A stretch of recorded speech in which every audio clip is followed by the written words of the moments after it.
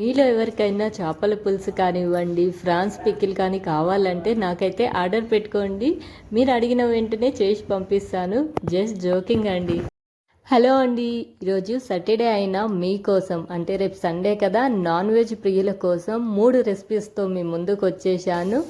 ఈ 3 రెసిపీస్ చాలా అంటే చాలా బాగా అయ్యాయి. మటన్ చికెన్ రొటీన్ కదా, అందుకని ఈ సండే చేపలు అయితే తీసుకొచ్చారు.